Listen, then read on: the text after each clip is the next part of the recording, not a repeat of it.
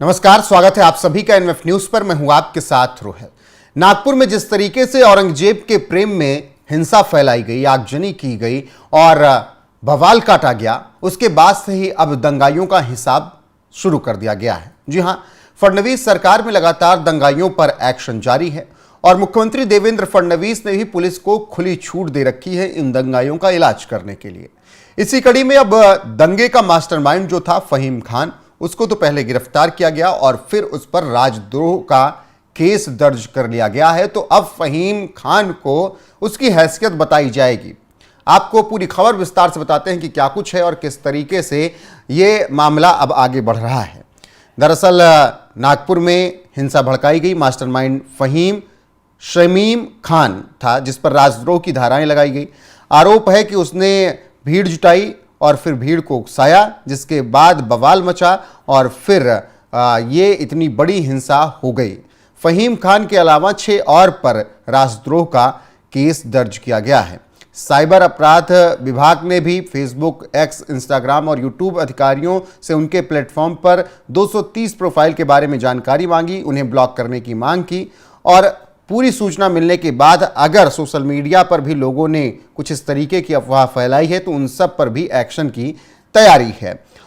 तो इससे आप अंदाजा लगा सकते हैं कि नागपुर में हिंसा करने वालों को किस तरीके से अब सबक सिखाया जा रहा है। जानकारी देते चलें कि छत्रपति संभाजी नगर जिले में स्थित मुगल बादशाह औरंगजेब की कब्र को हटाने के लिए विश्व हिंदू परिषद और बजरंग दल के नेतृत्व में विरोध प्रदर्शन के दौरान पाक किताब कुरान की आयत वाली एक चादर को जलाने की अफवाह फैलाई गई, जिसके बाद नागपुर में हिंसा भड़क गई। इस हिंसा में 33 पुलिसकर्मी जख्मी हो गए। उपद्रवियों ने जेसीबी समेत कई गाड़ियों को आग के हवाले कर दिया और महिला पुलिसकर्मियों के साथ उन्होंने बदसलूकी करने की भी कोशिश की। बताया गया कि महिला पुलिसकर्मियों की वर्दी फाड़ने की भी कोशिश दंगाइयों ने की।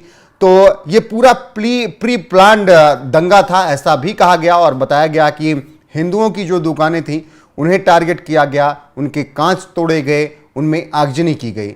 हिंदुओं की गाड़ियों को टारगेट किया गया और मुस्लिम जो दुकानें थी मुस्लिमों की, उन सब को छोड़ दिया गया।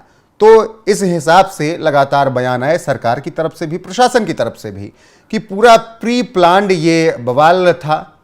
और इसके बाद मुख्यमंत्री देवेंद्र फडणवीस ने कह दिया कि जो बयान पुलिस का है वही बयान मेरा है। मतलब कि उन्होंने पुलिस को फ्री हैंड दे रखा है कि दंगाइयों को सबक सिखाया जाए और उसके बाद ही लगातार गिरफ्तारियां हो रही हैं। लगभग 7,000 से ज़्यादा लोगों पर अभी तक कार्रवाई की जा चुकी है। कई एफआईआर दर्ज कर ली गई हैं, लोगों को पकड़ा जा रहा है और जो मास्टरमाइंड फहीम शमीम खान था उसका भी इलाज किया जा रहा है और उसके साथ 6 अन्य पर भी राजद्रोह का केस दर्ज कर लिया गया है। तो अब ये सब ने जिस तरीके से राजद्रोह किया है, अब उस हिसाब से इनके खिलाफ मामला आगे चलेगा। फिलहाल फडणवीस सरकार नागपुर के दंगाइयों का इसी तरीके से हिसाब कर रही है।